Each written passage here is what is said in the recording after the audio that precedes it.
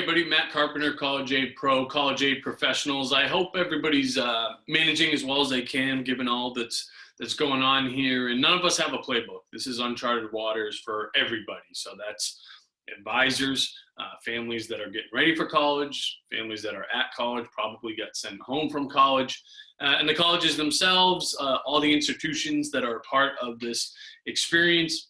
Everybody's doing the best that they can with what they have to work with, but we're in the middle of a bigger challenge, right? So we can never forget that from a perspective standpoint. But what can we do? What can we do as advisors to provide some value, hopefully some type of peace of mind to the families that we're working with?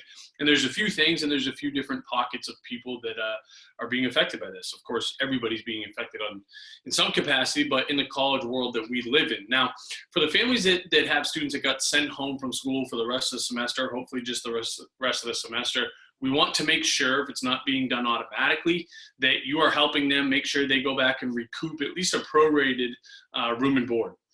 So make sure they get some of that money back. And it's worth the ask. It's worth a direct ask to say, can we get some of the tuition back as well? Because we think it should be a different price point for online courses versus physically in the classroom. That's the bigger investment that we paid for.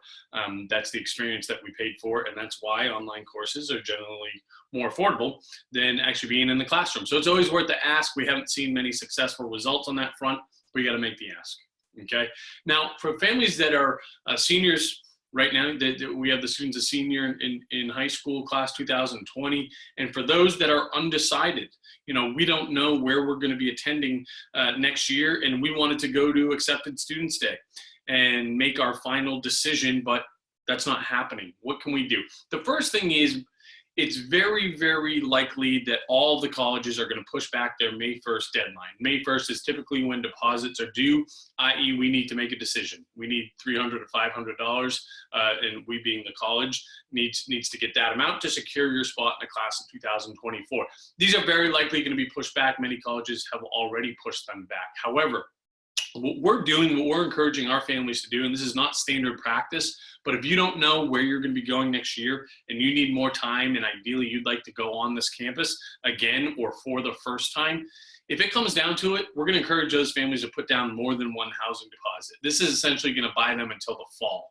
So hopefully, God willing, in the summer months here and hopefully before that, life is going to go back to some normalcy and we'll be able to go on campus and make a decision that we feel great about instead of really being pressed for time and really feeling like we're having to make the decision just based on the facts that we have today, which might be just a virtual experience. So that's some great advice that you can give to say, you can feel okay by doing that. Don't feel bad about that. It's not standard practice, but everybody understands that there's different measures that need to be followed right now in order to do what's best for ourselves and our family. So hopefully that's helpful. Hopefully you guys are staying safe and persevering, and we're all trying to be as resilient as we can. And I believe if we fall through on that, we're going to come out of this better than we went into it.